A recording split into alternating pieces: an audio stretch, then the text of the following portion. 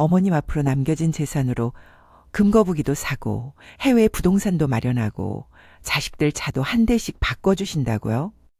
그리고 정작 평생 그 돈을 모으신 어머님은요?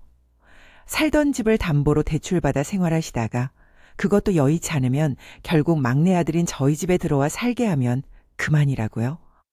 그 끔찍하고 무서운 계획들을 돌아가신 아버님에 대한 슬픔으로 넋이 나간 어머님 바로 곁에서 제가 못 알아들을 거라 철석같이 믿으며 영어로 신나게 떠들어대셨죠. 하지만 형님들, 세상에 비밀이 어디 있겠어요. 특히 사람의 도리를 저버린 비밀은 말이에요. 사람들은 종종 눈에 보이는 것만으로 상대를 전부 안다고 착각하곤 합니다. 제 손윗동서들이 꼭 그랬죠.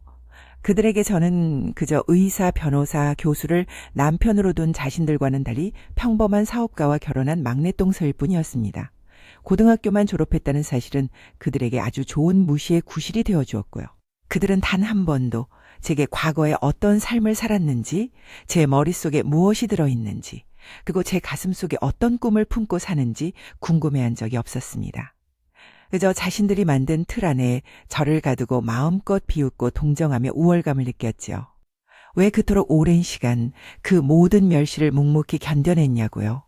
그 기나긴 이야기의 시작을 알려면 제가 세상에서 가장 과묵한 남자와 결혼하여 그 대단한 집안의 막내 며느리가 되었던 바로 그날로 거슬러 올라가야만 합니다.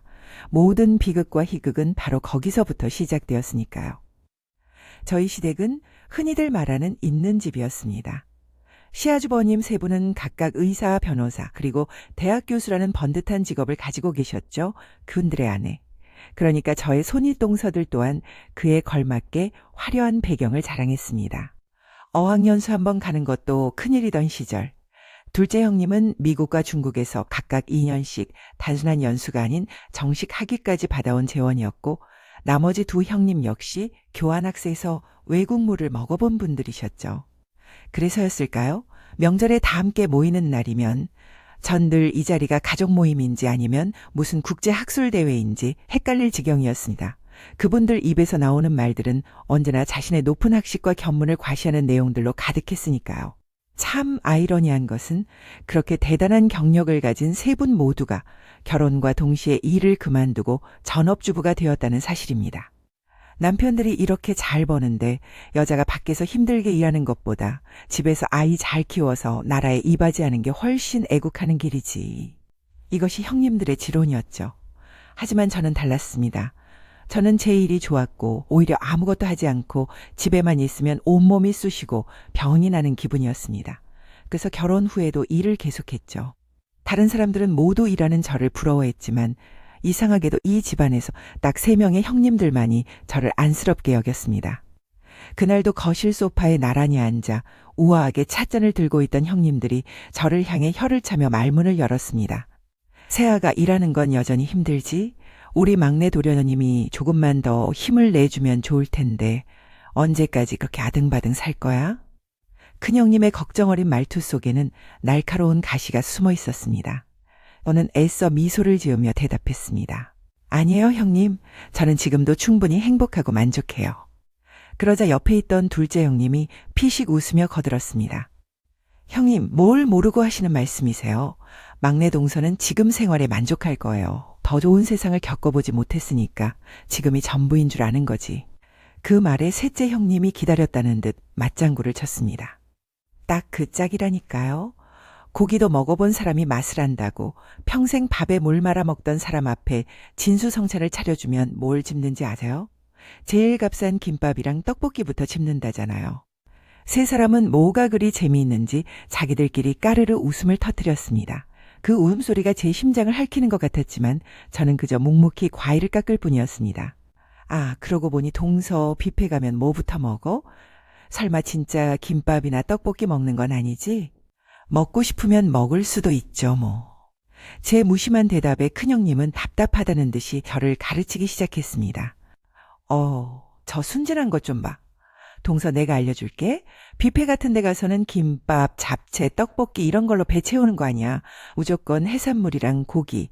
그것도 제일 비싼 양갈비나 소갈비 같은 걸로 시작해야 본전 뽑는 거야. 어머, 형님들은 뷔페 가시면 정말 본전을 뽑고도 남으시겠어요. 그런 것까지 계산하시다니 정말 현명하세요. 제 말에 형님은 으쓱하며 대답했습니다. 그럼 나는 그런 데 가서 돈 허투루 쓰는 사람 아니야. 그렇게 저를 깎아내리는 것으로 시작된 대화는 언제나처럼 각자의 화려한 삶에 대한 자랑으로 끝이 났습니다. 어처구니가 없는 건 그렇게 일하는 저를 안쓰럽게 여기면서도 정작 제가 무슨 일을 하는지에 대해서는 단 한 번도 물어본 적이 없다는 사실이었습니다. 그들에게 저는 그저 걱정하고 위로해야 할 대상이 아니라 자신들의 우월함을 확인하기 위해 깔보고 무시해도 되는 존재, 그 이상의 이하도 아니었던 겁니다. 시아주버님들 역시 자기 아내들과 한치도 다르지 않았습니다. 그분들에게 집에서 살림하는 아내들은 비록 경력이 단절되었을지언정 명문대를 나오고 유창한 영어를 구사하며 아이들을 위해 기꺼이 희생하는 위대한 존재였습니다. 제가 보기에는 아이들 교육은 유치원과 각종 학원이 도맡아 하고 집안일은 도우미 아주머니의 손에 의해 완벽하게 처리되는 것 같았지만 말입니다. 그들은 아내들의 희생이라는 단어 뒤에 숨어 자신들의 체면을 세우고는 했죠. 그런 시아주버님들의 눈에 밖에서 일하며 아이까지 키우는 저는 얼마나 고되고 억척스러운 사람으로 보였을까요? 어느 날 저녁 식사 자리에서 의사인 첫째 아주버님이 와인잔을 우아하게 돌리며 말했습니다. 역시 아이들 교육에는 엄마의 역할이 절대적이야. 우리 집사람이 괜히 자기 커리어 포기하고 애들한테만 매달리는 게 아니라고. 그 희생 덕분에 애들이 저렇게 잘 크는 거지. 변호사인 둘째 아주버님이 고개를 주걱거리며 거들었습니다. 형님 말씀이 맞습니다. 재수 씨 힘들지 않으세요? 일하는 것도 버거울 텐데 애까지 키우려면 보통 일이 아닐 텐데요. 걱정해주는 척하는 그 말투가 오히려 제 속을 긁는 것 같았습니다. 내가 괜찮다고 대답하기도 전에 교수인 셋째 아주버님이 제 남편의 어깨를 툭 치며 한심하다는 듯 말했습니다. 막내야, 네가 정신을 좀 차려야 한다. 네가 더 잘 벌고 자리를 잡았으면 재수 씨가 저렇게 밖에서 고생할 일이 없지 않겠니? 너도 형들처럼 공부 좀 더 하지 그랬냐? 그 순간 제 남편의 얼굴은 돌처럼 굳어졌지만 아무런 대꾸도 하지 않았습니다. 그게 제 남편의 방식이었죠. 하지만 저는 달랐습니다. 얼굴이 화끈거리고 무언가 치밀어 오르는 것을 느꼈습니다. 바로 그때였습니다. 부엌에서 조용히 과일을 준비하시던 시어머니께서 어느새 제 등 뒤로 다가오셨습니다. 그리고는 따뜻한 손으로 제 등을 두어 번 토닥여 주셨습니다. 고개를 돌려 어머님을 바라보자 어머님께서는 저를 향해 한쪽 눈을 슬쩍 감았다 뜨셨습니다. 그거 마치 저 철없는 것들 말에 상처받지 마라. 내 마음 내가 다 안다라고 말씀하시는 듯한 우리 둘만의 비밀 신호와도 같았습니다. 어머님은 늘 그런 분이셨습니다. 평생을 함께 살아온 저조차도 그분의 목소리를 들은 기억이 손에 꼽을 정도로 과묵하고 진중한 내와 한 번 입을 여실 때마다 그 말씀에는 세상의 모든 지혜와 깊이가 담겨 있었죠. 반면 시아버님은 어머님과는 정반대의 분이셨습니다. 물려받은 재산이 워낙 많아 평생을 유유자적 살아오신 말 그대로 잘생긴 한량이셨죠. 사업 소환도 나쁘지 않아 재산을 꽤 잘 지키고 불리셨지만 그분의 입은 잠시도 쉬는 법이 없었습니다. 세 명의 형님들은 모두 그런 수다스러운 아버님을 쏙 빼닮았고 오직 제 남편만이 과묵한 어머님의 성정을 물려받았습니다. 마치 거친 폭풍우 속에서도 고요히 자리를 지키는 등대처럼 제 남편과 어머님은 그 시끄러운 집안에서 저를 지탱해주는 유일한 버팀목이었습니다. 시댁 식구들 중 유독 제 남편만이 돌연변이 같다고 느낀 데에는 또 다른 이유가 있었습니다. 바로 돈에 대한 태도였죠. 시아주버님들은 저마다 그럴듯한 명분을 내세워 시아버님께 손을 벌리곤 했습니다. 의사인 큰아주버님은 병원을 개원해야 한다며 꽤 큰 돈을 가져다 썼습니다. 하지만 안타깝게도 몇 달 만에 병원 문을 닫고 다시 월급을 받는 의사로 돌아가면서 아버님께 빌렸던 돈에 대해서는 입을 싹 닦아버렸죠. 변호사인 둘째 아주버님 역시 개인 사무실을 차린다며 목돈을 받아갔고 교수인 셋째 아주버님은 자기 분수에 맞지 않는 값비싼 아파트를 골라놓고는 모자란 돈을 아버님께 손 벌리는 식으로 해결했습니다. 모두가 쉬쉬하며 모른 척했지만 그 돈이 결코 다시 아버님 주머니로 돌아오지 않을 것이라는 사실을 저와 제 남편은 알고 있었으면요. 마치 당연한 권리인 양 그 돈을 받았고 시아버님 역시 아들들의 성공을 위한 투자라 여기며 기꺼이 내주셨으니까요. 그래서였을 겁니다. 우직하고 곰 같은 막내 아들, 제 남편이 사업을 시작하겠다고 했을 때 아버님께서 묻지도 따지지도 않고 선뜻 사업 자금을 내어주신 거든요. 먼저 달라고 아우성치는 형들과 달리 단 한 번도 재산에 욕심내지 않던 막내 아들이 기특하면서도 한편으론 답답하셨을 테지요. 그런데 아버님을, 아니 온 시댁 식구들을 황당하게 만든 사건이 터지고야 말았습니다. 남편의 사업이 안정기에 접어들자마자 남편이 아버님께 빌렸던 원금에 두둑한 이자까지 쳐서 돌려드리겠다고 나선 겁니다. 그날 저녁 아버님께서는 남편이 내민 돈 봉투를 보시고는 믿을 수 없다는 표정으로 물으셨습니다. 이게 다 뭐냐? 아버님, 예전에 빌려주신 사업자금입니다. 약속했던 이자까지 모두 계산해서 넣었습니다. 그동안 정말 감사했습니다. 남편의 무뚝뚝한 대답에 아버님의 얼굴이 벌개졌습니다. 이놈아, 내가 그걸 받으려고 준 돈인 줄 아느냐? 형들도 다 그냥 가져갔는데 너는 왜 유난이야? 이건 미리 주는 내 재산이라고 생각하란 말이다. 아버님의 노성에도 제 남편은 눈 하나 깜짝하지 않고 대답했습니다. 형들은 형들이고 저는 접니다. 빌린 돈은 갚는 게 맞습니다. 그리고 그 돈은 아버님 돈이지 제 돈이 아닙니다. 그 단호한 한마디에 거실의 공기는 얼음장처럼 차갑게 식어버렸습니다. 집으로 돌아오는 차 안에서 저는 조심스럽게 남편에게 물었습니다. 여보, 꼭 그렇게까지 해야 했어요. 아버님도 서운해하시는 것 같던데. 그냥 주신다는데 좀 받으면 어때요? 다른 아주버님들도 다 그렇게 했잖아요. 남편은 한참 동안 운전대만 바라보다가 제가 결혼 생활 10년 동안 들었던 그 어떤 말보다도 긴 문장으로 제게 설명하기 시작했습니다. 첫째, 그건 내 돈이 아니야. 둘째, 아무리 부모 자식 사이라도 이렇게 큰 돈이 아무 대가 없이 오고 가면 나중에 상속이니 증여니 머리 아픈 문제만 생겨 사업하는 사람은 그런 걸 제일 경계해야 해. 그리고 마지막으로 아버지 돈이 없어도 내 능력만으로도 충분히 잘 해낼 수 있다는 걸 내 자신에게 증명하고 싶었어. 저는 그 순간 남편이 설명하는 내용보다도 저토록 과묵한 남자가 저렇게 긴 문장으로 자신의 생각을 이야기할 수 있다는 사실 자체가 더 놀라웠습니다. 넋을 놓고 그의 옆모습을 바라보았죠. 그의 말 한마디 한마디에는 그가 세상을 살아가는 방식과 신념이 고스란히 담겨 있었습니다. 그날 밤 저는 제 남편이라는 사람이 얼마나 굳고 단단한 사람인지 다시 한번 깨닫게 되었습니다. 제 남편은 말 그대로 입력된 값에만 정확히 출력되는 사람과 같았습니다. 연애 시절 저는 그 무뚝뚝함 때문에 속이 터져나갈 뻔한 적이 한두 번이 아니었죠. 한 번은 제가 2년 동안 사랑한다는 말을 해달라고 졸랐던 적이 있습니다. 마침내 남편은 딱 한 번 정말 마지못해 그 말을 해주더군요. 그리고 그걸로 끝이었습니다. 한 번 사랑한다고 말했으면 됐지. 뭘 자꾸 똑같은 말을 반복하게 만들어. 내 입에서 나간 말은 주워 담을 수 없는 거야. 그게 남편의 논리였습니다. 처음에는 정말 서운했습니다. 여자들은 가끔 튕기기도 하고 좋으면서 싫은 척 투정도 부리며 사랑을 확인받고 싶어 하지 않습니까? 하지만 제 남편에게는 그런 밀고 당기기가 전혀 통하지 않았습니다. 한 번은 놀이공원 데이트를 갔다가 사소한 일로 다툰 적이 있습니다. 저는 단단히 삐져서 팔짱을 끼고 퉁명스럽게 쏘아붙였죠. 됐어. 나 기분 나빠서 못 들어가겠으니까 자기 혼자나 실컷 놀다 와. 보통의 남자라면 어떻게든 제 기분을 풀어주려고 애썼을 겁니다. 하지만 제 남편은 달랐습니다.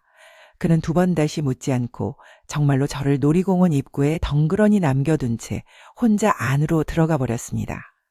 그날 저는 너무 속상하고 억울해서 오기가 생겨 혼자 야간 개장 시간까지 발이 퉁퉁 붓도록 놀이기구를 탔습니다. 그리고 터덜터덜 출구로 걸어 나오는데 믿을 수 없는 광경이 펼쳐졌습니다. 남편이 가로등 아래에 우두커니 서서 저를 기다리고 있는 것이었습니다. 저는 퉁명스럽게 물었습니다. 여기서 뭐해? 그리고 왜 온 거면 전화를 안 했어? 남편은 늘 그랬듯 담담한 표정으로 대답했습니다.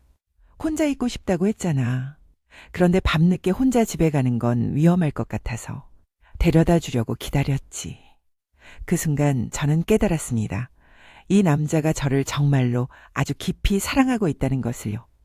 다만 그 사랑을 표현하는 방식이 서툴고 다른 사람들처럼 빈말이나 듣기 좋은 말을 할 줄 모르는 사람일 뿐이라는 것을요. 그날 이후로 저는 남편에게 돌려 말하거나 비유적으로 표현하는 것을 완전히 그만두었습니다.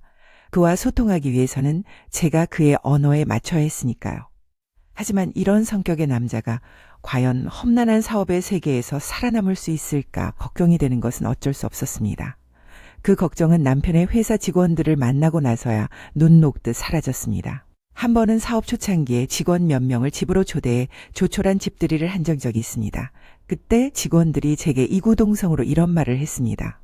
사모님, 저희 대표님이 엄청 과묵하시잖아요. 그런데 그게 오히려 저희한테는 큰 힘이 돼요. 한 직원이 말을 이었습니다. 대표님은 결정을 내리시면 딱 두 마디만 하세요. 하세요 아니면 하지 마세요. 그 외에 다른 군더더기가 전혀 없으시죠.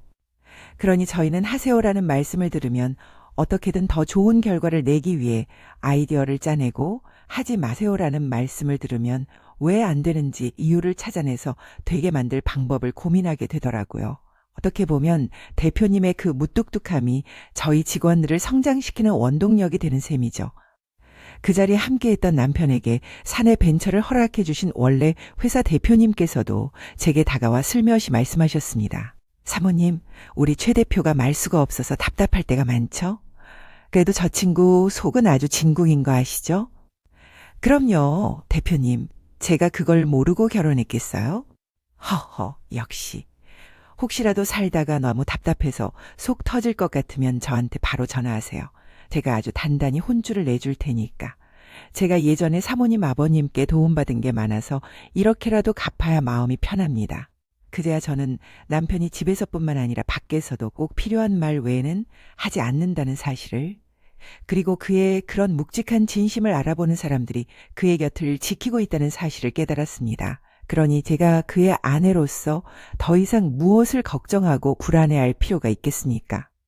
하지만 제 남편의 그 묵직한 진심은 저 말고 다른 사람들에게는 그저 답답하고 이해할 수 없는 벽처럼 느껴졌나 봅니다. 특히 늘 자신들의 세상이 전부인 양 살아가는 손윗동서들에게는 더더욱 그랬죠. 명절이면 어김없이 반복되는 그 불편한 시간. 형님들은 제 남편의 과묵함을 빌미삼아 저를 위로하는 척 동정하기 시작했습니다. 그 시선과 말투 속에 담긴 미묘한 우월감은 시간이 갈수록 제 마음을 무겁게 짓눌렀습니다. 세아가 말 없는 남자랑 사는 거 정말 답답하지 않아? 우리 막내 도련님은 어쩜 그렇게 자기 속을 드러내질 않는지 몰라. 무슨 생각을 하는지 알 수가 있어야지. 그러게 말이야. 그래도 남편이랑 대화가 좀 통해야 사는 재미가 있지. 우리 남편은 안 그래. 시시콜콜한 것까지 다 나한테 얘기해 주는데. 그들의 동정은 언제나 저에 대한 가르침으로 이어졌습니다. 이것저것 참견하며 저를 자신들의 틀에 맞추려는 시도들이 숨막히게 불편했지만 전 이 모든 것이 결혼 초 우리가 꿰었던 첫 단추가 잘못되었기 때문이라는 것을 잘 알고 있었습니다. 사건은 저희가 결혼하고 처음으로 형님들을 만나는 자리에서 벌어졌습니다. 사실 저는 고등학교만 졸업했습니다. 대학에 갈 성적은 충분했지만 제 나름의 뚜렷한 목표와 계획이 있었기에 굳이 대학에 가지 않겠다는 결정을 내렸고 자유로운 영혼의 소유자이신 저희 부모님 역시 그 결정을 전적으로 존중해 주셨죠. 그런데 그날 화기애애한 분위기 속에서 누군가 너무나 자연스럽게 제게 물었습니다. 그런데 동서는 학교 어디 나왔어요? 저는 제 선택과 그 이유에 대해 차분히 설명할 생각으로 막 입을 열려던 참이었습니다. 하지만 그보다 한 발 앞서 제 남편의 나직하고 단호한 목소리가 거실의 공기를 갈랐습니다. 고등학교 나왔습니다. 순간 거실에는 무거운 침묵이 내려앉았습니다. 저는 그 짧은 정적 속에서 모든 것을 읽을 수 있었습니다. 뭐라고요? 고등학교요? 아니 그럼 고졸? 형님들은 말없이 서로의 얼굴을 쳐다보았습니다. 그들의 눈빛이 허공에서 부딪히며 소리 없는 대화를 나누는 것이 보였습니다. 놀라움이 스쳐 지나가고 이내 그것은 이해할 수 없다는 표정으로, 그리고 마지막에는 노골적인 동정과 묘한 우월감으로 바뀌어갔습니다. 그들은 제게 더 이상 아무것도 묻지 않았습니다. 제 남편의 표정이 이 주제에 대해 더는 용납하지 않겠다는 무언의 경고를 보내고 있었기 때문이죠. 형님들은 그 자리에서는 입을 다물었지만 그날 이후로 마치 기다렸다는 듯이 모든 대화의 끝에 저를 향한 동정 어린 한마디를 덧붙이는 것을 잊지 않았습니다. 아, 동서는 잘 모르겠구나. 대학 시절에만 느낄 수 있는 낭만이라는 게 있는데. 하기야 사람이 20살 무렵에 외국물도 좀 먹어보고 그래야 시야가 넓어지는 법인데 말이야. 그들의 말 속에서 저는 대학을 가지 않은 사람이 아니라 부모의 무관심 속에서 제대로 된 교육의 기회조차 받지 못한 불쌍하고 가여운 존재가 되어 있었습니다. 제가 단 한 번도 후회한 적 없는 제 인생의 선택이 그들에게는 그저 무시하고 멸시해도 좋은 완벽한 구실이 되어버린 것이었습니다.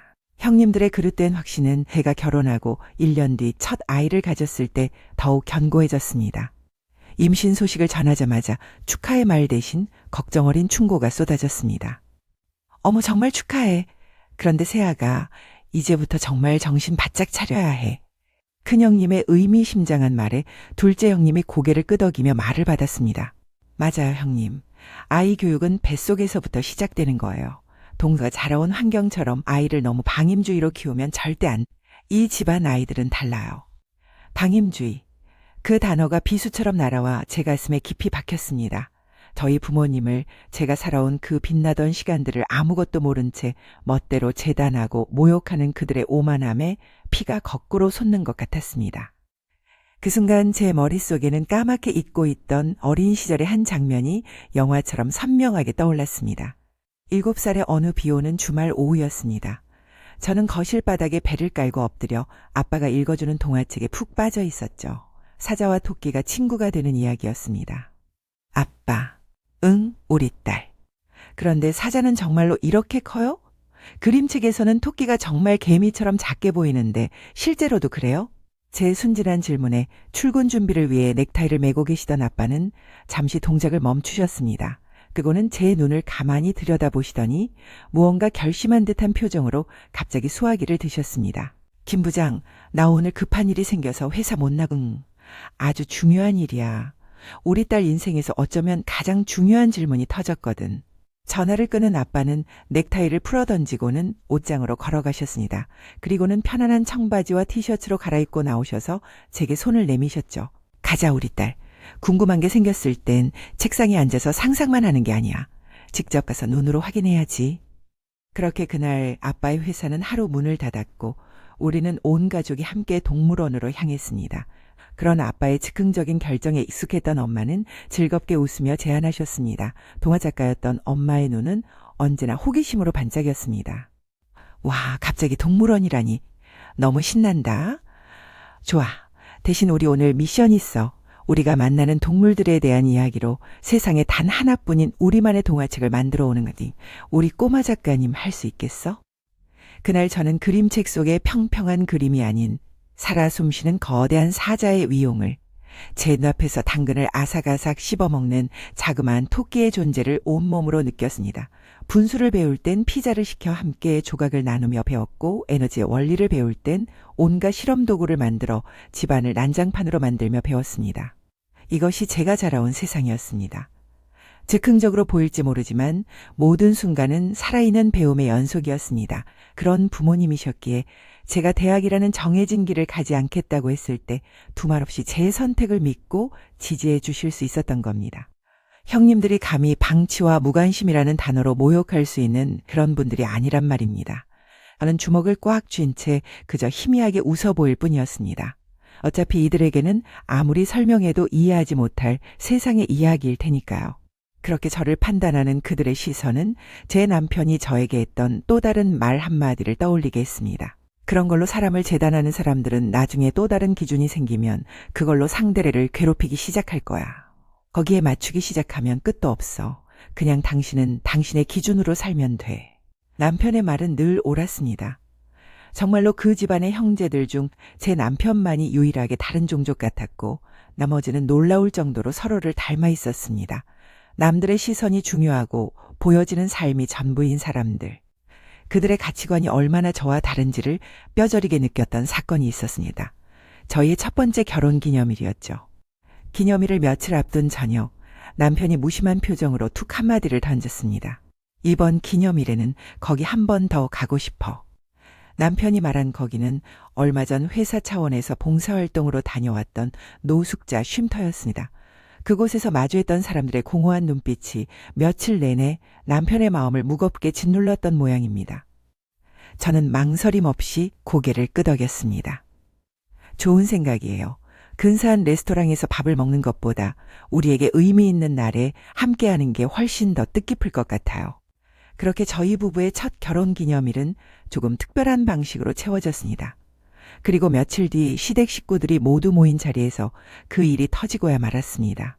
누군가 저희에게 결혼 기념일에 무엇을 했는지 물었고 저희는 솔직하게 대답했습니다. 그 순간 거실의 공기가 미묘하게 변하는 것을 느꼈습니다.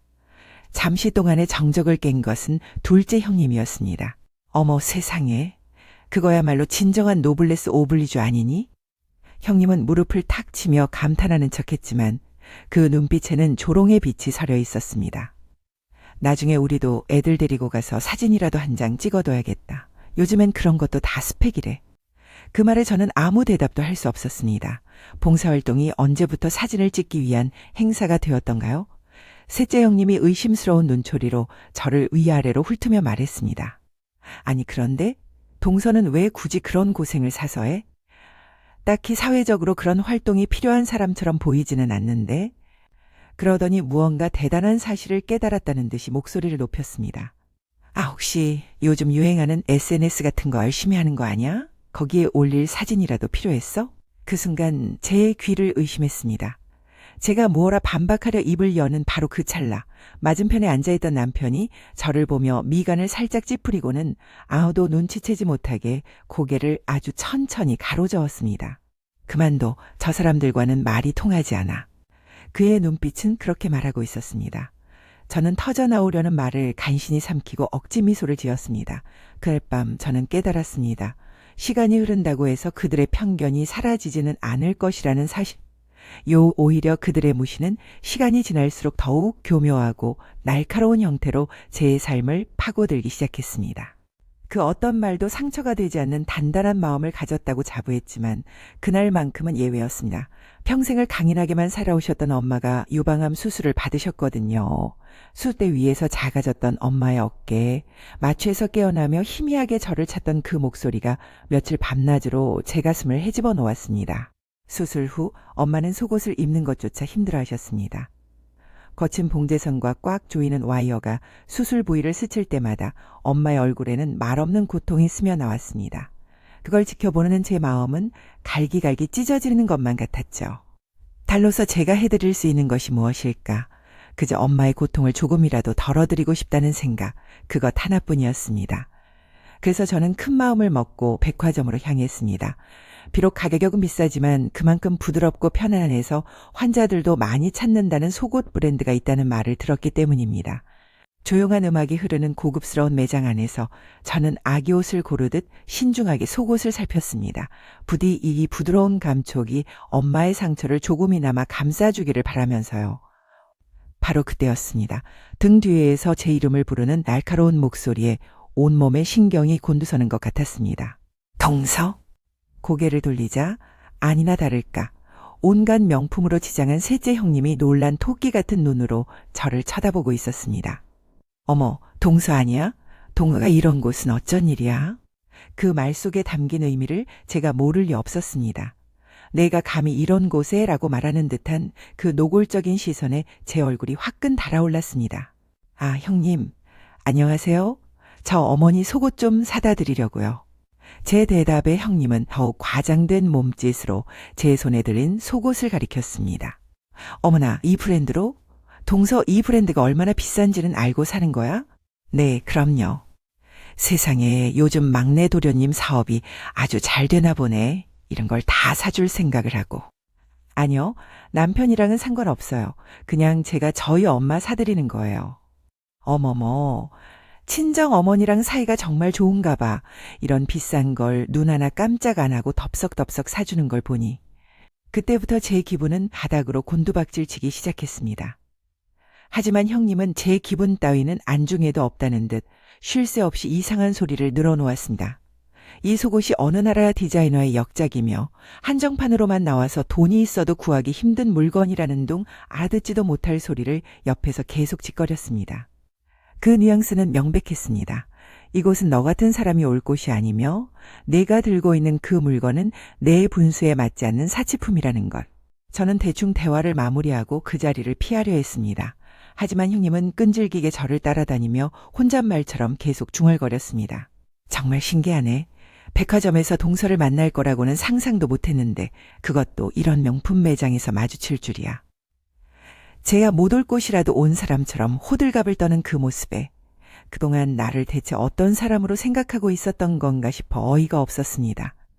저는 계산을 마친 뒤 형님에게 짧게 목례만 하고 서둘러 매장을 빠져나왔습니다. 백화점을 나서는 내내 형님의 그 경멸 어린 눈빛이 등 뒤에 서늘하게 달라붙어 있는 것만 같았습니다. 그날 백화점에서 겪었던 불쾌한 감정은 며칠이 지나도록 쉽게 가라앉지 않았습니다. 제 손에 들려있던 엄마의 속옷보다 형님의 그 차가운 시선이 제 마음에 더 큰 생채기를 남겼기 때문입니다. 그리고 아니나 다를까 며칠 뒤 온 가족이 모인 자리에서 문제는 터지고야 말았습니다. 한창 화기애애하게 대화가 오가던 중 셋째 형님이 무언가 재미있는 이야기가 생각났다는 듯 박수를 치며 말했습니다. 어머님, 아버님, 형님들. 제가 며칠 전에 아주 신기한 구경을 했지 뭐예요. 모두의 시선이 그녀에게로 쏠리자 형님은 마치 대단한 비밀이라도 말하는 것처럼 목소리를 낮추며 저를 힐끗 쳐다보았습니다. 제가 글쎄 백화점 명품관에서 우리 막내 동서를 보지 않았겠어요? 그것도 그냥 명품관이 아니라 아는 사람만 안다는 그 프랑스 란제리 브랜드 매장에서요. 그 순간 거실의 공기가 싸늘하게 식었습니다. 아니, 제가 못 갈 곳을 간 것도 아니고 무슨 죄를 지은 것도 아닌데 형님의 그 말투는 마치 제가 엄청난 잘못이라도 저지른 사람을 목격한 것처럼 요란스러웠습니다. 갑자기 첫째 형님이 저를 발견하고는 마치 제가 그곳에 있으면 안 된다는 듯 영어를 뽐내기 시작했습니다. 대충 어머, 이 고급 브랜드 말이야? 여긴 아무나 오는 곳이 아닌데 하는 듯한 비아냥거림이 가득 담긴 말이었습니다. 그 말을 신호탄으로 나머지 형님들도 기다렸다는 듯이 합세했습니다. 그는 저를 바로 옆에 세워두고는 마치 제가 투명인간이라도 된 것처럼 자기들끼리만 알아들을 수 있는 영어로 신나게 대화를 이어갔습니다. 여기서 동서를 보니 정말 놀랍네. 진짜야. 와, 오랜만에 영어로만 하니까 너무 좋다. 외국에서 배운 거 다 까먹는 줄 알았잖아. 그러더니 아예 대놓고 말하더군요. 그래, 맞아. 앞으로 우리끼리는 기회될 때마다 영어로 대화하자. 안 그래도 영어 쓸 일이 없어서 입이 근질근질했는데 너무 잘 됐다. 그렇게 세 사람은 저를 완벽하게 없는 사람 취급하며 자기들만의 세상에 빠져들었습니다. 어차피 고졸인 막내 동서는 한마디도 알아듣지 못할 거라는 오만한 확신 속에서 말이죠. 바로 그때 늘 그랬던 것처럼 어머님께서 조용히 제 곁으로 다가와 어깨를 토닥여 주셨습니다. 그 따뜻한 손길과 걱정 어린 눈빛, 그것만이 이 숨막히는 공간에서 제가 기댈 수 있는 유일한 위안이었습니다. 하지만 형님들의 유치한 과시욕 따위는 아무것도 아니게 될 만큼 저희 가족에게는 거대한 폭풍이 몰아치고 있었습니다. 늘 건강하시던 시아버님께서 갑자기 돌아가신 겁니다. 겨울에 빙판길에서 넘어지신 것이 화근이었습니다. 고관절을 다치신 후 좀처럼 회복하지 못하시고 자리에 누워 계시는 날이 길어지더니 결국 폐렴과 같은 합병증으로 허망하게 저희 곁을 떠나고 마셨습니다. 평생을 첫사랑으로 알고 살아오신 분이 하루아침에 곁을 떠났으니 그 충격이 오죽하셨겠습니까? 장례를 모두 치르고 텅 빈 집으로 돌아오시자마자 어머님은 그 자리에 쓰러지고 마셨으며 과로와 슬픔이 한꺼번에 덮쳐 결국 병원에 입원하고 마셨죠. 그것은 기나긴 슬픔과 그 슬픔의 그늘 아래서 꿈틀대기 시작한 추악한 탐욕의 서막이었습니다. 아버님을 잃은 슬픔이 채 가시기도 전에 어머님마저 병상에 누우시자 집안은 짙은 절망감에 휩싸였습니다. 이러다 정말 큰일이 나는 건 아닐까. 모두가 노심초사하며 어머님의 회복만을 간절히 기도했죠. 하지만 그 절박한 시간 속에서 오직 세 사람, 저의 손윗동서들만이 어딘가 다른 곳을 보고 있는 듯했습니다. 어머님이 잠시 잠드신 틈을 타 그들은 병실복도 구석에 모여 무언가 심각한 표정으로 수군거리기 시작했습니다. 처음에는 그저 어머님의 병세나 앞으로의 간병 계획에 대해 의논하는 것이라 생각했습니다. 하지만 제 귀에 들려온 단어들은 너무나도 생경하고 차가웠습니다. 재산 분할, 유산, 상속세. 그 단어들이 오가는 것을 들은 순간 저는 제 귀를 의심했습니다. 남편을 잃은 슬픔으로 생사의 기로에 서 계신 어머님 바로 곁에서 어떻게 저런 말을 입에 담을 수 있단 말입니까? 저는 저도 모르게 그들을 향해 차가운 분노가 담긴 눈빛을 보냈습니다. 제 시선을 느꼈는지 셋째 형님이 잠시 말을 멈추고는 다른 형님들에게 무언가 신호를 보냈습니다. 그거는 보란 듯이 제안하더군요. 앞으로 중요한 얘기는 영어로 하는 게 어떨까요? 괜히 아무나 다 알아들으면 보안에 문제가 생길 수도 있으니까요. 어머, 그거 좋은 생각이다. 안 그래도 한국말은 가끔 뉘앙스가 애매해서 오해를 살 때가 있잖아. 영어는 아주 직관적이고 명확해서 좋지. 그렇게 그들은 자신들만의 완벽한 방패막을 세웠습니다. 어차피 고등학교밖에 나오지 않은 막내 동서는 알아듣지 못할 것이라는 오만한 확신 속에서 그의 비밀스러운 작전은 더욱 대담하고 노골적으로 변해갔습니다. 그들은 병문안을 핑계로 매일같이 병원을 드나들며 잠든 어머님의 머리맡에서 보란 듯이 유창한 영어로 자신들의 탐욕스러운 계획을 떠들어댔습니다. 아버님 재산이 일단 어머님께 상속되면 나중에 우리가 물려받을 때 상속세가 어마어마할 거야. 맞아. 그러니 어머님이 살아계실 때 미리 우리한테 증여하시는 형식을 취해야 해. 예를 들면 우리 집을 한 채씩 사주시게 하는 건 어때? 집은 기록에 남잖아. 차라리 금거북이나 행운의 열쇠 같은 골드바를 사모으시게 하는 건 어때? 그건 추적하기 힘드니까. 그것도 좋은데 이참에 우리 차를 한 대씩 바꾸는 건 어머님께 돈을 빌리는 형식으로 차용증을 쓰고 우리가 매달 드리는 용돈으로 빚을 갚는 것처럼 꾸미면 되잖아. 그들의 계획은 꼬리에 꼬리를 물고 점점 더 거대해졌습니다. 나중에는 아예 재단을 설립해서 세금을 피하고 삼형제가 돌아가며 대표와 이사를 맡자는 이야기까지 나왔습니다. 그들의 대화 속에서 제 남편과 저는 완벽하게 지워져 있었습니다. 마치 존재하지 않는 사람처럼 말이죠. 저는 그들의 대화를 한마디도 놓치지 않고 들으며 온몸이 차갑게 식어가는 것을 느꼈습니다. 이것은 단순히 돈에 대한 욕심을 넘어선 인간에 대한 예의와 도리를 완전히 저버린 행위였습니다. 그날 밤 저는 남편에게 병원에서 들었던 모든 이야기를 털어놓았습니다. 제 목소리는 분노와 실망감으로 가늘게 떨리고 있었습니다. 이야기를 다 들은 남편은 한참 동안 말이 없었습니다. 그리고는 딱 한마디, 이렇게 말할 뿐이었습니다. 냅둬. 그 한마디에 맥이 탁 풀렸지만 저는 더 이상 묻지 않았습니다. 저 짧은 말 속에 남편의 깊은 실망감과 형제들에 대한 체념, 그리고 앞으로 벌어질 모든 일에 대한 그의 계획이 담겨 있다는 것을 저는 어렴풋이 짐작할 수 있었기 때문입니다. 어머님의 병원 생활은 예상보다 길어졌습니다. 6개월이라는 시간이 흐르는 동안 형님들의 발걸음은 뜸해졌고 병실에는 저 혼자 남아 어머님 곁을 지키는 날이 많아졌습니다. 그들은 병원에 올 때마다 늘 그랬듯 셋이 함께였고 잠든 어머님 옆에서 자신들의 계획을 영어로 떠드는 것을 멈추지 않았습니다. 마침내 어머님께서 퇴원하시던 날 오랜만에 온 가족이 거실에 모였습니다. 그때까지만 해도 5살 배기 제 아들이 이 지긋지긋한 가면극의 막을 내릴 주인공이 될 것이라고는 아무도 상상하지 못했습니다. 할머니의 퇴원이 마냥 좋았던 아들은 어머님 품에 안겨 혀짧은 소리로 애교를 부렸습니다. 아이는 요즘 유치원에서 배운 영어를 자랑하고 싶었는지 또박또박 영어로 말했습니다. 그 내용은 할머니 집에 오셔서 너무 좋아요. 이제 아프지 마세요. 라는 귀여운 말이었습니다. 제법 그럴듯한 발음으로 문장을 구사하는 아들의 모습에 형님들의 눈이 동그래졌습니다. 어머, 쟤 영어하는 것 좀 봐. 엄마가 영어를 못하는데도 애가 저렇게 하기가 쉽지 않은데. 그러게 말이야. 집에서 영어 동화책이라도 많이 틀어주나 봐. 그래도 알아듣기는 하나 보네. 그 순간 저는 더 이상 참을 수가 없었습니다. 하지만 제가 입을 열기도 전에 옆에 있던 첫째 형님이 우아하게 머리를 쓸어 넘기며 말했습니다. 앞으로는 우리끼리 얘기할 땐 옥스퍼드 잉글리시만 써야겠어. 괜히 어설프게 알아듣고 오해하면 곤란하니까. 바로 그 순간이었습니다. 소파에 기대어 눈을 감고 계시던 시어머니께서 처음으로 아주 낮고 매서운 목소리로 입을 여셨습니다. 그것은 제가 평생 들어본 그 어떤 말보다도 유창하고 완벽한, 그러나 얼음장처럼 차가운 영어였습니다. It is not right to look down on people in that manner, and for your information, none of all your pronunciations are impressive at all. 새 형님의 얼굴이 돌처럼 굳었습니다. 어머님께서는 그들을 똑바로 쳐다보시며 방금 하신 말씀을 한국어로 정확하게 옮기셨습니다. 그런 식으로 사람을 무시하는 건 옳지 않다. 그리고 참고로 말하자면 너희들 발음 그 누구도 훌륭하지 않아. 첫째 형님이 더듬거리며 물었습니다. 어머님, 영어를 하실 줄 아세요? 어머님은 그 질문은 무시한 채 싸늘한 얼굴로 곁에 장승처럼 서 있는 새 아들을 향해 다시 한번 영어로 말씀하셨습니다. I used to be a diplomat's secretary before I married your father. Did you think I couldn't speak English? I heard everything you scheming women chattered about right next to me.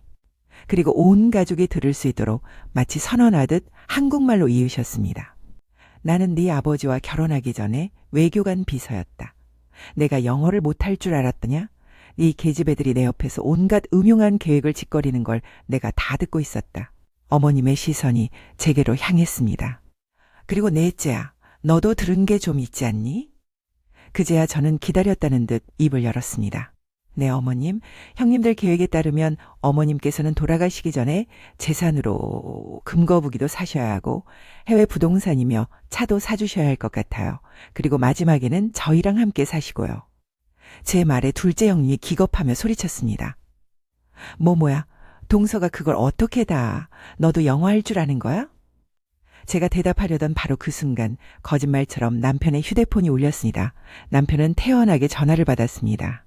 네, 대표님. 아, 예, 마침 같이 있습니다. 알겠습니다. 전화를 끊은 남편은 저를 보며 말했습니다.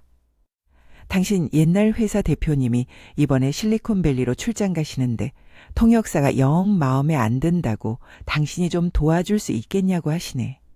형님들의 얼굴이 새하얗게 질렸습니다. 설마 동서가 실리콘밸리 통역을 할 정도라고요? 남편은 예의 그 무뚝뚝한 표정으로 그러나 그 어느 때보다도 또렷한 목소리로 대답했습니다. 제 아내 교포입니다. 미국에서 고등학교까지 나왔고 영어는 물론이고 프랑스어, 중국어까지 우리말처럼 합니다. 아, 라틴어랑 스페인어도 좀 했던가? 워낙 할 줄 아는 말이 많아서 내가 맨날 헷갈리네. 저는 그제야 형님들을 똑바로 쳐다보며 말했습니다. 저 고등학교 조기 졸업하고 바로 취업했어요, 형님. 굳이 대학 갈 필요가 없었거든요. 그리고 형님 쓰시는 중국어는 북경어가 아닌 것 같던데 발음 요정 필요하시면 제가 아는 교수님 소개해드릴까요? 그제야 모두가 제게 직업을 물었습니다. 저 AI 개발자예요. 팀에 외국인들이 많아서 평소에는 주로 영어로 소통해요. 어머님께서 마지막으로 말씀을 이으셨습니다. 내 시아버지 출장 다닐 때마다 내가 괜히 따라다닌 줄 아니? 통역해주러 다니다가 저 아이를 만났고 너무 탐이 나서 내 막내 아들에게 소개시켜줬다. 그런 아이를 너희 셋이서 그렇게 무시하고 홀대했던 거야. 그날 이후 저희 집에는 많은 변화가 있었습니다. 형님들은 더 이상 제 앞에서 영어를 쓰지 않았고 어머님의 재산은 어머님의 뜻에 따라 온전히 쓰이고 있습니다. 그리고 저는 가끔씩 저희 집에 놀러오는 조카들에게 일부러 유창한 영어로 말을 걸곤 합니다. 그럴 때마다 어쩔 줄 몰라 하며 쩔쩔매는 형님들의 얼굴을 보는 것이 저의 유일하고도 소심한 복수라면 복수일까요?